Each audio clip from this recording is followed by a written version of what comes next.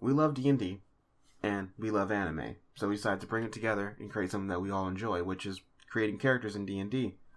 And we use anime as a reference. That's what this video is, and this unnamed series will be. This episode, we decided to take our current favorite anime, Demon Slayer, and take Tanjiro, the main boy himself, and create different representations of what we think Tanjiro would be in 5e. What you're going to see for you is a bit of a debate going on as we introduce the characters, explain why we did what we did, and try to pick each other apart and figure out who made the best Tanjiro in 5e. And at the end, once you guys have heard everything, make sure you leave a comment saying who do you think made the best Tanjiro and who do you think won this little debate. Besides that, make sure you guys like and subscribe. Hope you enjoyed the video. And quick disclaimer before another one. There is a bit of an audio issue, so if it sounds like I'm talking over my friends, I'm not. There is pauses happening. It's just that when we were recording, we didn't notice that the audio was delayed. So I apologize if there's some people talking over each other. It was the audios got messed up. But besides that, hope you guys enjoy. A disclaimer. This is entirely based off anime Tanjiro. We don't read the manga because reading is hard for some people, mainly me. So we're basing this entirely off the first season of the Demon Slayer anime. All right. Let's go. So Oh shit, we're starting. I forgot his name. Tanjiro. His name is Tanjiro. All right. So first up on the chopping block, you got your man Headbutt, also known as Tanjiro the Best. For his rate. His race, we got Shifter. For class, we got starting off with a rogue with 3 levels into it, and then fighter 5 levels into it. For the rogue, I decided to go inquisitive, and for fighter, I went battle master. So for his stats after ASIs and everything, we got a 12 for strength. We got an 18 for dex. We got a 13 for con. We got a -1 for intelligence, or an 8 for intelligence. We got a 16 for wisdom and a 10 for charisma. This bad boy, of course, wields the Black Blade, which is basically a flavored rapier for me, and he also has the power of second wind. That's just breathing. And with that, he got the power of superiority dice and sneak attack. And he wears nice, beautiful studded leather to represent his uniform. And yeah, that's all of his equipment. Let's come over here to Demon Killer. Demon Killer is a Monster Slayer Ranger of 3 levels, as well as a Kensei Monk. So his uniform is just regular fucking clothing. It's not armor. So that's how he gets his nice 16 AC. From his stats, he's got 12 in strength, a 16 in dex, a 12 in constitution, a 10 in intelligence, a 16 in wisdom, and a 10 in charisma.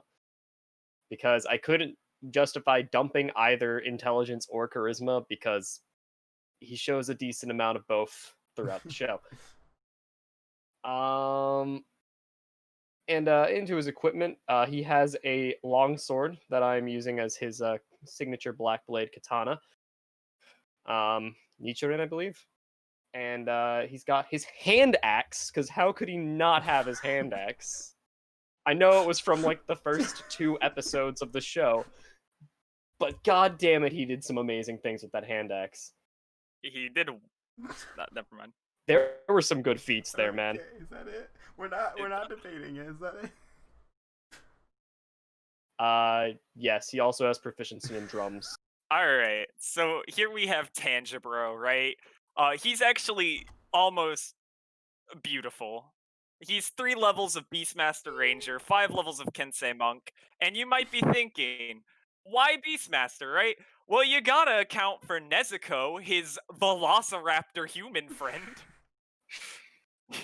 He just carries a small Velociraptor named Nezuko. It looks like her. But anyways, he's got a 13 in strength, a 16 in dex, a 12 in con, 8 in intelligence, 14 in wisdom, and a 12 in charisma, right? He's got some feats. I'm gonna say what they are now because it's a huge part of what he is. He's got martial adept and he's got the magic initiate. He's a human. That's pretty cool. he uses a longsword because you know, it's a sword. Alright. That's yeah. So, let's just break it down first. The race. So why he's a shifter is because shifters. I get the whole like he's not a human thing, but if we go down to Wild Hunt in particular gives. Let me find shifter actually first. I didn't plan this out. All right. So Wild Hunt gives you in particular gives you proficiency in survival. You know, the whole tracking thing, the whole sniff thing. He has that animalistic nose. You know, he's really good at it. Second of all, he has advantage when he's in the shifted form on all checks using wisdom, which is that's the sweet perception number. So that really just emphasized the whole sniff thing. Moving on to the class, we're gonna start a rogue. I did rogue because you know his whole strategy is finding an opening, finding that sweet spot, and going for and slaughtering people.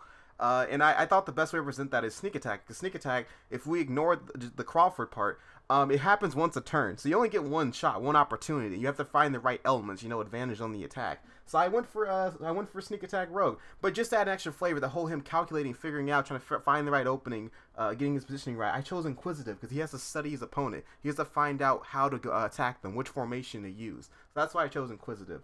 So you know he has to use that sweet bonus action, make that deception, the perception versus deception, or sorry, insight versus deception to get that sneak attack advantage on them. Besides that, the rest is just I guess you could say when he grew up, that's more of his roguish like, you know, before he got trained. But the fighter battle master, that's when he was trained. When he was taught to hold his breath in thin air and had to dodge traps like knives and everything like that. Like his battle master, those are his water breathing forms. You know, like the 1 through 10 and whatever extra ones I haven't finished yet. But you know the whole wind wheel, all that. Let me just break down the maneuver. So we got precision attack. That's just the whole like he's focusing on people thing. That's not self-explanatory. Sweeping attack to me was the water wheel formation. I think it's called, what is it, like circular water? I don't know what form it's called, but it's that one. And then evasive footwork was like that one episode when he's fighting Balgro and he's like swishing around, like that's that one. So his maneuvers, they reflect all that training coming together into one. And I think that's why he just real roundedness is he's just a really cool guy.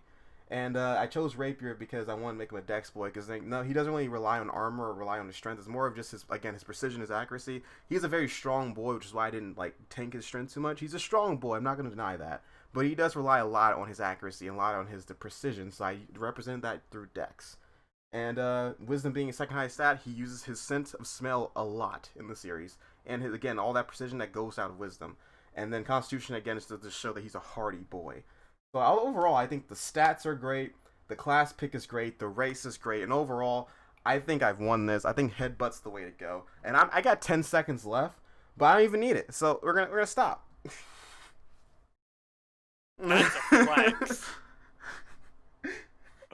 Alright, so we're gonna start obviously with the Beastmaster part.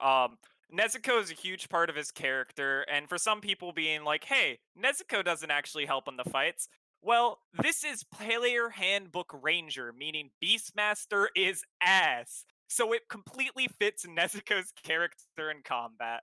Moving on, Kinsei Monk I just thought was the best choice because really I wanted to make him a monk just to signify his headbutt. Unarmed attack is perfect for a headbutt, and he has a head made of literal steel. Don't quote me, because that's probably not true. So I just wanted to get his headbutt as strong as his can, his unarmed attack, because he can use that at any time. It fits perfectly. And Kinsei just means he's gonna be extra baller with his sword. Really, my big thing is the feats. So I chose Martial Adept, and I chose Riposte and Precision Attack. Precision Attack is just the opening thread. It shows him exactly where he needs to hit, and that extra oomph to hit, it's perfect. And then Riposte is just, the general, like, well, he can dodge the attack, miss him, and then take them out. That, like, getting that opening thread from a dodging attack.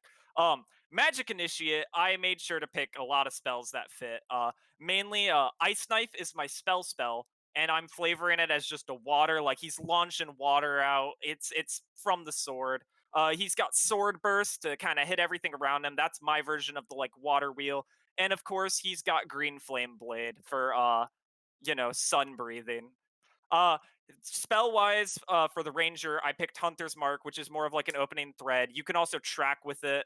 I picked Zephyr Strike for that speed, because damn, homeboy fast.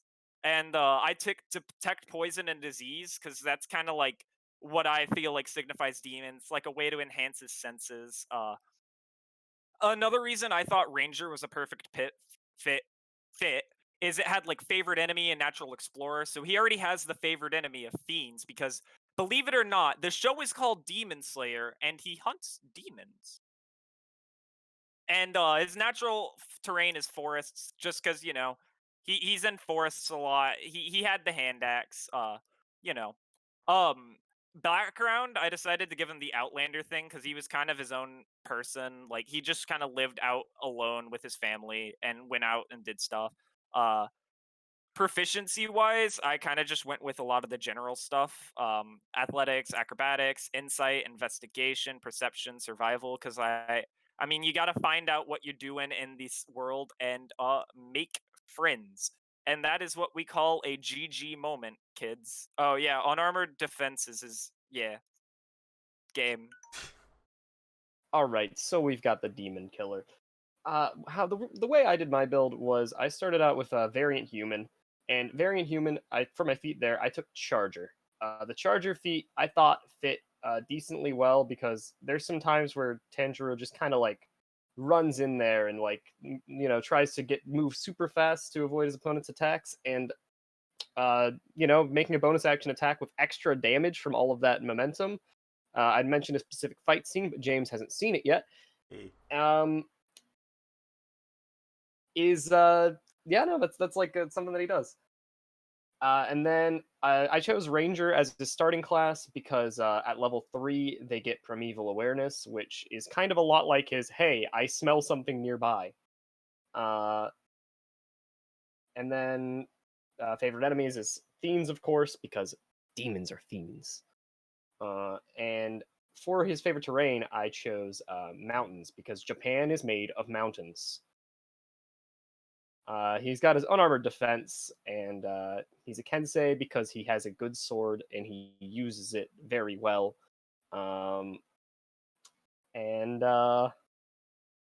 Yeah, so that's kind of all that I have for that part. Oh yeah, and then there's slow fall. I thought this was very important because if you've seen the fucking fight against Arrow Bitch, slow fall. That's all I gotta say. All right, so let's go look at his spells. So for his spells, he automatically gets protection from evil and good, which doesn't super fit his character, but that's just part of what he gets from his class. Which you can kind of flavor it as like, hey, I'm going to give you a lucky charm. Like it's been done before. That's like why his master gave him the fox mask and everything. And then we got Speak with Animals, because Zenitsu's bird is a fucking bitch, and Tanjiro can still understand him despite the fact that it can't talk. Then we got Zephyr Strike.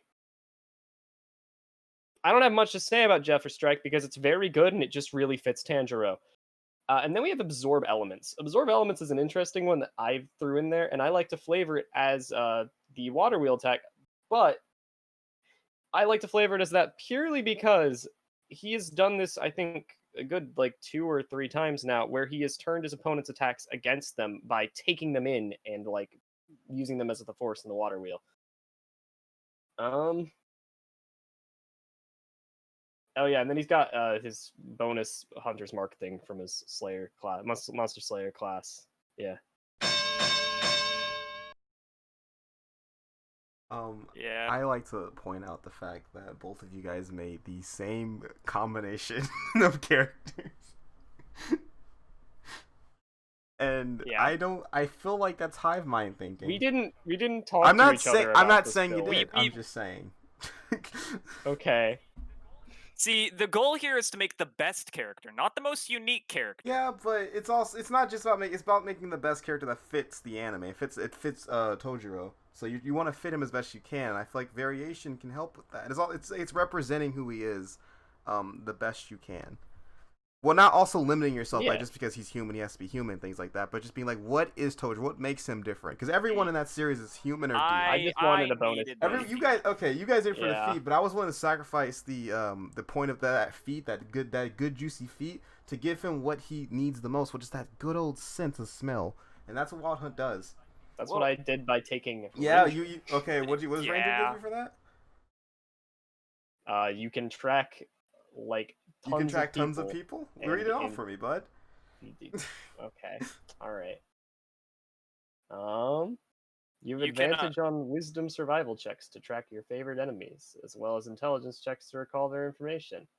And expending a spell slot for a minute per level of the spell slot, you can sense whether the following types of creatures are present within a mile of you, or within up to 6 miles if they're in your favorite enemy or favorite terrain. So you can sense fiends from over a mile, like a mile away, and up to 6 miles in your favorite terrain. All right, so out of combat that works very well, but in combat it sort of drips away, doesn't it? It doesn't really affect the idea that he actually uses sense of smell in combat a lot. That's why I have Hunter's Mark. Is that what you would translate Hunter's Mark to, though? Well, when Hunter's Mark, if you have it up on someone, you get advantage on perception survival checks to find them. Yeah, that doesn't really translate to him dodging attacks and being able to just keep battle awareness using his sense of smell. But you see, it How? does. Because we've both chosen monks, I'm talking about Ranger. You can go over to meaning that his wisdom is directly in his AC.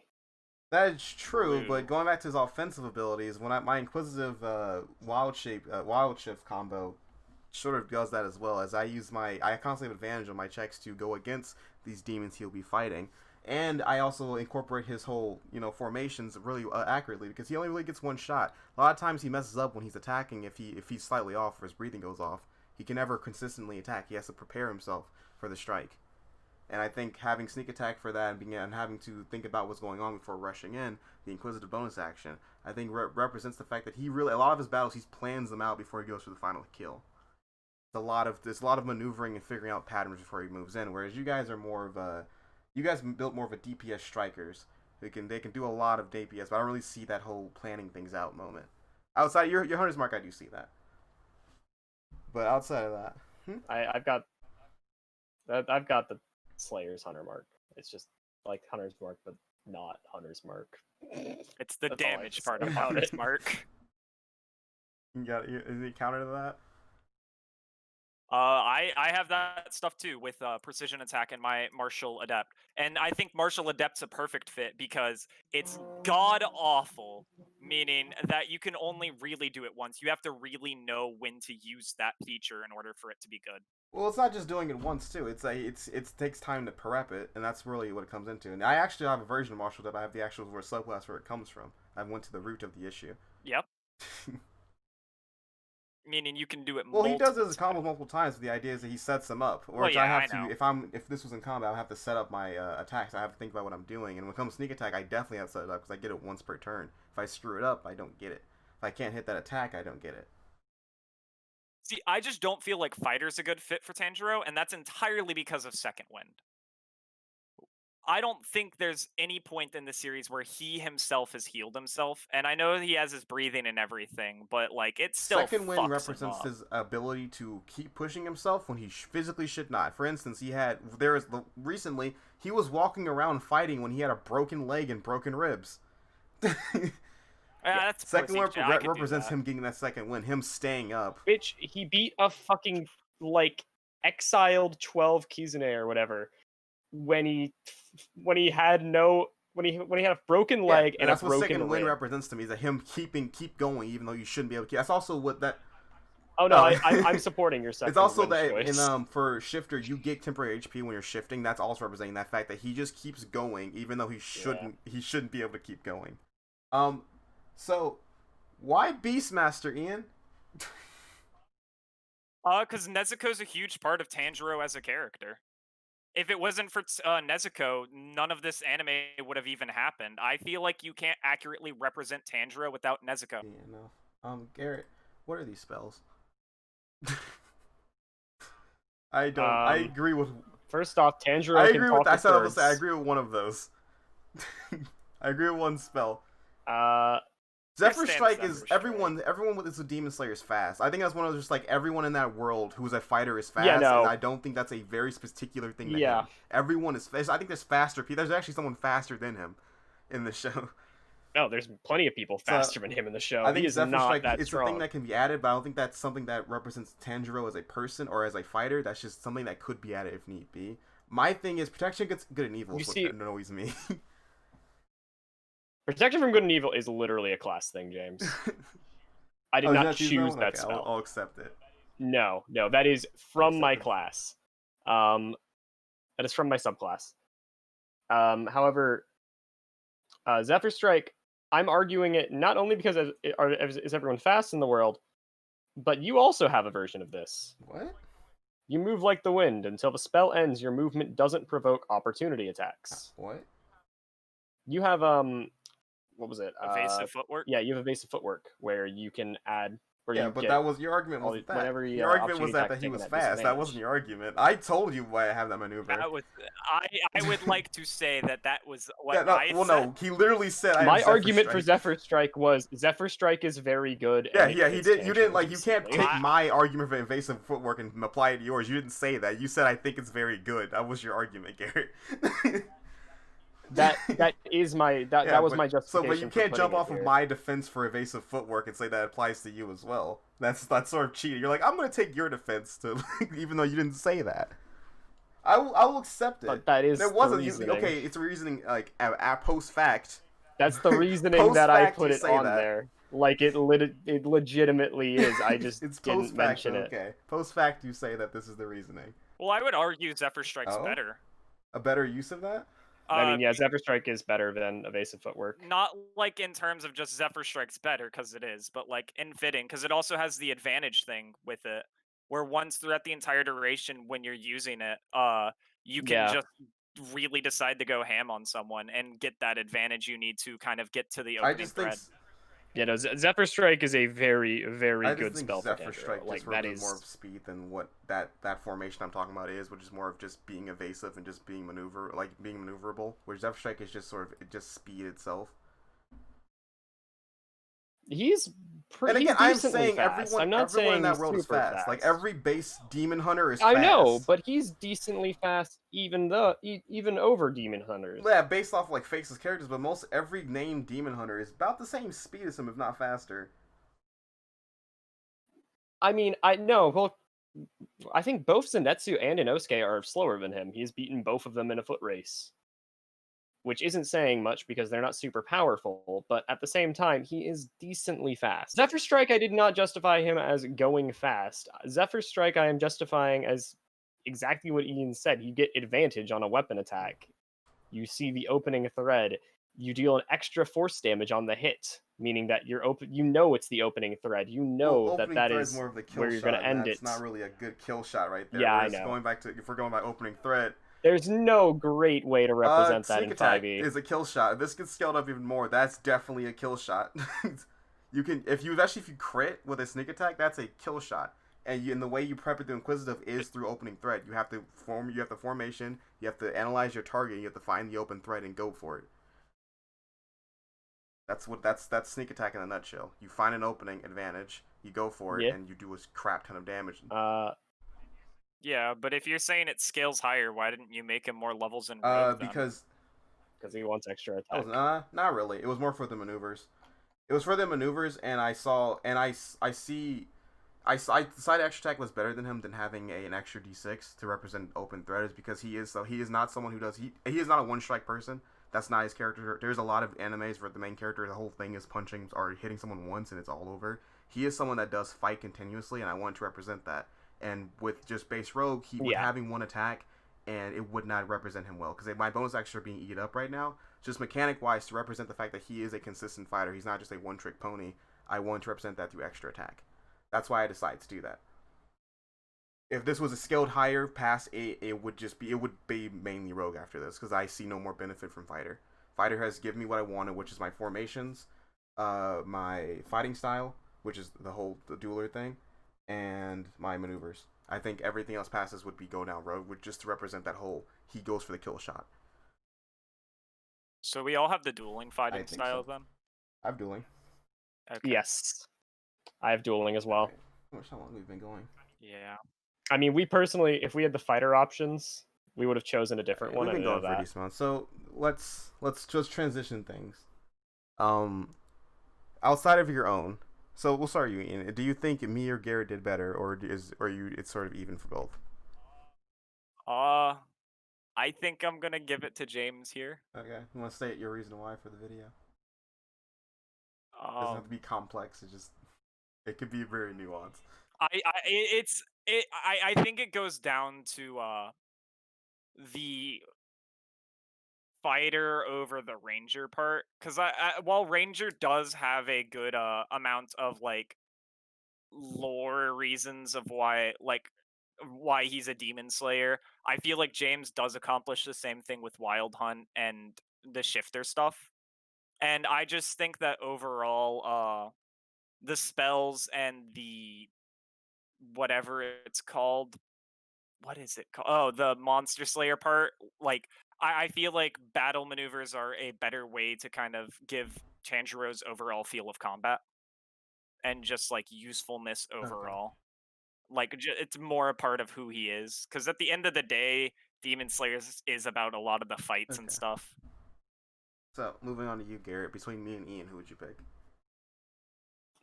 Honestly, just the shifter on yours is like what's leaning me more towards yours. But yeah, probably yours over Ian's. Just because of the shifter abilities, and that's pretty much it. Well, between Also, I don't like the Nezuko representation. lost the naming, lost it for Ian. Is it because it's Owo? I just she has 10 hit points. Yeah. So moving on to mine. Between Tanjiro and Demon Killer, it's mainly down to just it's mainly down to the Ranger cutoffs, because you guys both went Kinsei and you both went Ranger. So the baseline is the same, but it's the difference between Beastmaster and Monster Slayer. And though I do like what Garrett did with Monster Slayer, I do like that represents very well what his job is. And you did lean in more to the type of weapons he has with the hand axe and the headbutt in there. Ian also brought in headbutt too, though. So Yeah. I think what kills it for me mainly is when it comes, you do have some maneuvers which are spells. I won't deny that, but I think Ian represents more maneuvers than more of his not maneuvers, more of his water breathing and his formations. I feel like Ian represents that more. And then also Ian has the companion at the end of the day. I was dogging it, but at the end of the day that does represent the character more than what you have here. And just because Ian just has more representation than you, because you guys basically have the same bases. You both accomplish the same thing, but I think Uwu did it for me, so Ian's gonna take my point. That's Owo's actually gonna take it for me, so Ian has my point. So, based off of that would put for this first our side, the debater side, that would put me at first for this. I would get the win for this one. Second place would be Ian, and third place would be Garrett. So I think we all did a good job representing Tanjiro. So. But the real votes comes down to you, the audience.